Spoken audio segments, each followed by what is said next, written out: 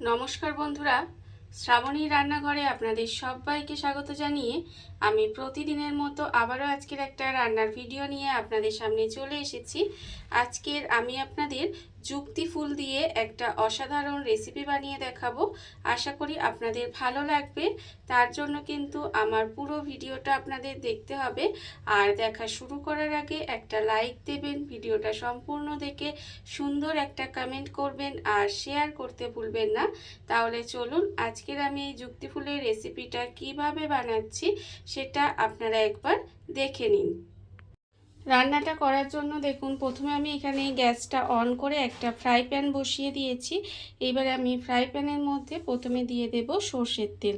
এখানে কিন্তু রান্নাটা আমি সর্ষের তেলেই করব, আপনারাও চেষ্টা করবেন সর্ষের তেলে করার।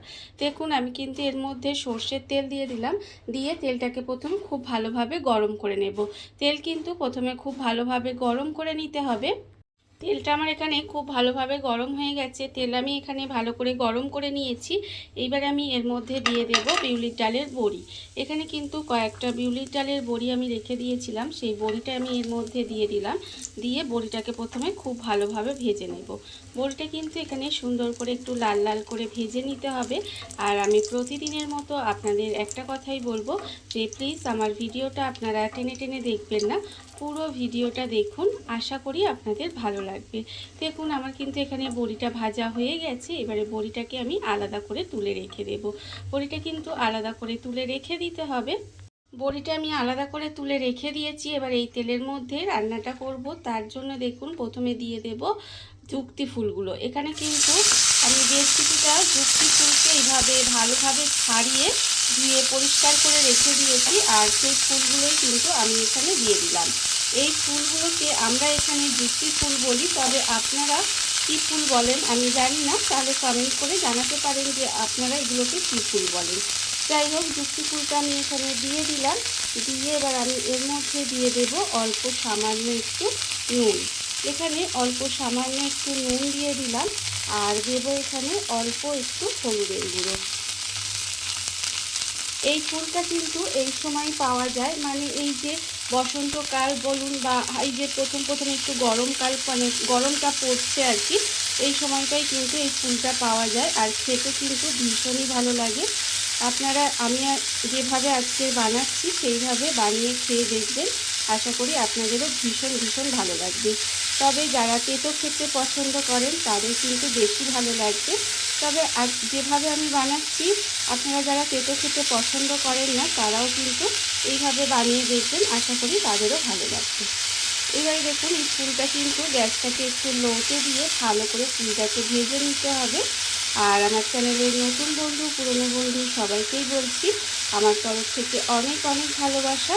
নতুন বন্ধুদের বলবো যদি আমার চ্যানেলটা সাবস্ক্রাইব করেন তাহলে পাশে থাকা বেল বাটনটা অবশ্যই প্রেস করে দেবেন, যাতে আমি যখনই কোনো নিত্য নতুন ভিডিও আপলোড করব সবার প্রথমে আপনাদের কাছে নোটিফিকেশান চলে যাবে এবং আপনারা আপনাদের সময় মতো ভিডিওটা দেখে নিতে পারবেন। আর পুরনো বন্ধুদের বলবো এইভাবে আমার পাশে থাকার জন্য, আমাকে এগিয়ে যেতে সাহায্য করার জন্য আপনাদের অসংখ্য অসংখ্য ধন্যবাদ। দেখুন আমি কিন্তু এই যুক্তি ফুলটা প্রথমে খুব ভালো করে একটু লাল লাল করে ভেজে নেব। ফুলটা আমার এখানে দেখুন লাল করে ভাজা হয়ে গেছে। ফুলটা আমি কিন্তু একদম লাল লাল করে ভেজে নিয়েছি। আর এর থেকে বেশি ভাজার দরকার নেই, এইভাবেই কিন্তু একটু ভেজে নিতে হবে। কাঁচা কাঁচা থাকলে কিন্তু হবে না, এই রেসিপিতে কাঁচা কাঁচা থাকলে কিন্তু খেতে ভালো লাগবে না। এইভাবেই একটু লাল লাল করে ভেজে নিতে হবে। আর দেখুন এটা কিন্তু ভাজা হয়ে গেছে। এবার এটা আমি আলাদা করে তুলে রেখে দেব। এটাকে আলাদা করে তুলে রেখে দিতে হবে। ফুলটা আমি আলাদা করে তুলে নিয়েছি। এবার ওই ফ্রাই প্যানের মধ্যে দিয়ে দেব আরও একটু সর্ষের তেল। তেল আমি দিয়ে দিয়েছি। এবার তেলটাকে আবারও কিন্তু গরম করে নেব। তেলটা কিন্তু আবারও ভালো করে গরম করে নিতে হবে।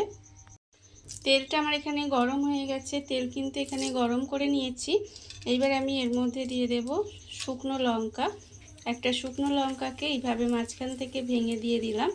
দিয়ে শুকনো লঙ্কাটাকে খুব ভালোভাবে একটু ভেজে নেব। লঙ্কাটা যখন ভাজা হয়ে যাবে তখন আমি এর মধ্যে দিয়ে দেব সামান্য একটু কালো জিরে ফোড়নে দিলাম। কালো জিরে ফোড়নে দিয়ে ফোড়নটা কিন্তু খুব ভালোভাবে ভেজে নেব। আর যখন ফোড়নটা ভাজা হয়ে যাবে সুন্দর একটা গন্ধ বার হবে, তখন কিন্তু আমি এর মধ্যে দিয়ে দেব পেঁয়াজ কুচি। এখানে একটা একটু মাঝারি সাইজের পেঁয়াজকে একটু এইভাবে ছোটো ছোটো করে কুচি করে রেখেছিলাম, সেটা দিয়ে দিলাম। দিয়ে এবার পেঁয়াজটাকে প্রথমে একটু ভেজে নেব। পেঁয়াজটা কিন্তু ভালোভাবে একটু ভেজে নিতে হবে। আর আজকের আমি যে রেসিপিটা বানাচ্ছি সেটা কিন্তু গরম ভাতের সাথে প্রথম পাতে খেতে ভীষণই সুন্দর লাগে। এইভাবে আপনারাও কিন্তু যে কোনো দিন এই রেসিপিটা বানিয়ে দেখতে পারেন। দেখুন পেঁয়াজটা কিন্তু আমি এখানে সুন্দর করে একটু ভেজে নেব। পেঁয়াজটা আমার এখানে ভাজা হয়ে গেছে। পেঁয়াজটা আমি এইভাবে একটু ভেজে নিয়েছি, খুব বেশি লাল লাল করে ভাজিনি, সেটা তো দেখতেই পাচ্ছেন। যখন এইভাবে ভাজা হয়ে যাবে তা আমি এখানে দিয়ে দেব আলু। এখানে দুটো মাঝারি সাইজের আলুকে আমি একেবারে ছোট ছোট করে কুচি করে রেখেছি, মানে যতটা ছোট করা সম্ভব ততটা কিন্তু এইভাবে কুচি করে রেখেছি। সেই আলুটাও এর মধ্যে দিয়ে দিলাম। আলুটা দিয়ে আমি এইভাবে কিন্তু একটু সময় নাড়াচাড়া করে ভেজে নেব। এইভাবে কিন্তু একটু ভেজে নিয়েছি। এবারে দেখুন এটাকে ঢাকা দিয়ে দেব। ঢাকা দিয়ে কিন্তু একটু রান্না করে নিতে হবে। এইভাবে ঢাকা দিয়ে কিন্তু আমি এইভাবে একটু সময় রান্না হতে দিয়েছিলাম। আর দেখুন এবারে আমি এটাকে একটু নেড়ে ছেড়ে দেবো। এইভাবে কিন্তু একটু নাড়াচাড়া করে নেব। এবারে আমি এর মধ্যে দিয়ে দেব আন্দাজ মতো নুন। এখানে কিন্তু আন্দাজ মতো নুনটা দিয়ে দিচ্ছি। আর দেব আমি এখানে অল্প সামান্য একটু হলুদের গুঁড়ো। অল্প সামান্য একটু হলুদের গুঁড়ো দিয়ে দিলাম। দিয়ে আবারও কিন্তু এটাকে মিশিয়ে নেব। খুব ভালোভাবে এটাকে মিশিয়ে নিতে হবে। মিশিয়ে নিয়ে আবারও কিন্তু এটা ঢাকা দিয়ে দেব। আর এই রান্নার ক্ষেত্রে কিন্তু আমি কোনো রকম জলের ব্যবহার করব না। এইভাবে ঢাকা দিয়ে দিয়ে রান্না করলে দেখবেন আলুটা কিন্তু সুন্দর করে মানে রান্না হয়ে যাবে, সেদ্ধ হয়ে যাবে।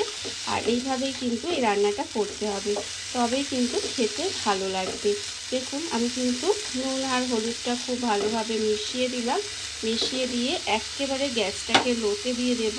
গ্যাস কিন্তু একেবারে লোতে দিয়ে এইভাবেই একটু ঢাকা দিয়ে দিয়ে কিন্তু রান্নাটা করে নিতে হবে।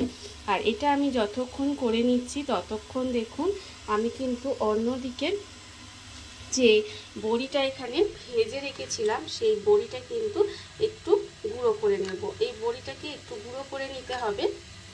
বড়িটা আমি এখানে গুঁড়ো করে নিয়েছি। বড়িটা গুঁড়ো করা হয়ে গেছে। আর অন্যদিকে যে আলুটাকে আমি ঢাকা দিয়ে একটু ভাজতে দিয়েছিলাম সেটা কিন্তু এটাকে আমি বারবার একটু এইভাবে ঢাকা খুলে খুলে উল্টিয়ে পাল্টিয়ে ভেজে নিয়েছি।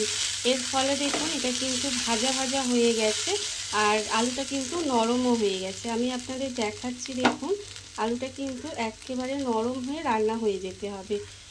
প্রচণ্ড গরম, দেখতেই পাচ্ছেন একদম নরম হয়ে গেছে। আর এইভাবেই কিন্তু একটু নরম করে এইভাবে ঢাকা দিয়ে দিয়ে এটাকে একটু ভেজে নিতে হবে। আর যখন দেখবেন এটা এইভাবে রান্না হয়ে গেছে তখন কিন্তু আমি এর মধ্যে দিয়ে দেব এই যে প্রথমে আমি যে ফুলগুলোকে ভেজে রেখেছিলাম সেই ফুলগুলো কিন্তু এখানে দিয়ে দেব। ফুলগুলোকে এর মধ্যে দিয়ে দিতে হবে। এইভাবে আমরা তো এই ফুলটা সাধারণত দেখবেন আমরা চচ্চড়ি করে খেয়ে থাকি, কিন্তু একই রকম প্রতিবার চচ্চড়ি না খেয়ে এইভাবে যদি আপনারা রেসিপিটা বানান তাহলে দেখবেন খেতে কিন্তু ভীষণই ভালো হয়। আপনাদের তো ভালো লাগবে এবং আপনাদের বাড়ির সবারও ভীষণ ভালো লাগবে। দেখুন ফুলটা দিয়ে কিন্তু আর একটু নেড়ে চেড়ে এটাকে রান্না করে নিতে হবে। এইভাবে একটু নেড়ে চেড়ে ফুলটা দিয়ে আমি রান্না করে নেব। ফুলটা দিয়ে কিন্তু আমি এখানে আরও 1 মিনিট মতো এইভাবে একটু ভেজে নিয়েছি। আর এইভাবে কিন্তু ফুলটা দিয়ে খুব বেশি সময় ভাজার দরকার নেই, যেহেতু ভাজা আছে আগে থেকে ফুলটা খুব লাল করে, সেই জন্য 1 মিনিট মতো এইভাবে একটু ভেজে নিলেই হবে। এবার যখন রান্নাটা হয়ে আসবে তখন কিন্তু আমি এর মধ্যে দিয়ে দেব এই যে ভাজা বড়িটা যে আমি এখানে গুঁড়ো করে রেখেছিলাম, সেই ভাজা বড়িটা কিন্তু এর মধ্যে দিয়ে দেব। ভাজা বড়ির গুঁড়োটা দিয়ে এবারে কিন্তু খুব ভালোভাবে একটু মিশিয়ে নেব। আর এই বড়ি ভাজার গুঁড়োটা কিন্তু মানে বড়িটা কিন্তু এইভাবে রান্নাটা যখন হয়ে আসবে তখনই দেবেন, তবেই কিন্তু খেতে বেশি ভালো লাগবে। দেখুন এবার বড়িটা দিয়ে এইভাবে একটু মিশিয়ে আর একটু সময় রান্না করে নেব। এইটা যদি আপনারা গরম ভাতের সঙ্গে প্রথম পাতে থাকে তাহলে বিশ্বাস করুন খেতে কিন্তু অপূর্ব লাগবে। এইবারে দেখুন এটাকে সুন্দর করে একটু মিশিয়ে নেব। মিশিয়ে নিলেই কিন্তু এখানে আমার রান্নাটা রেডি হয়ে যাবে। এইভাবে কিন্তু এই বড়িটা যেহেতু ভাজাও আছে, খুব বেশি সময় কিন্তু এইভাবে একটু রান্না করার দরকার নেই। জাস্ট বড়িটা দিয়ে এইভাবে একটু নাড়াচাড়া করে আমি একটু সময় রান্না করে নেব। বড়িটা দিয়ে কিন্তু আমি এখানে আরও 1 মিনিট মতো এইভাবে রান্না করে নিয়েছি। রান্না আমার একেবারে রেডি হয়ে গেছে। এবারে আমি গ্যাসটা অফ করে দেব আর আপনাদের পরিবেশন করে দেখাবো ঠিক কেমন হলো। দেখুন বন্ধুরা, বাড়িতে থাকা কত অল্প উপকরণে কত অল্প সময় কত সুন্দর একটা যুক্তি ফুলের রেসিপি তৈরি হয়ে গেছে, আপনারা দেখতেই পেলেন। আর এটা কিন্তু খেতে ভীষণ সুন্দর হয়। এইভাবে আপনারাও একদিন হলেও বাড়িতে বানিয়ে দেখতে পারেন। আর এই ভিডিওটা যদি আপনাদের ভালো লেগে থাকে, আপনারা আমার চ্যানেলটা সাবস্ক্রাইব করে এইভাবে আমার পাশে থেকে যেতে পারেন। তাহলে চলুন আজকের ভিডিওটা এই পর্যন্তই। নমস্কার।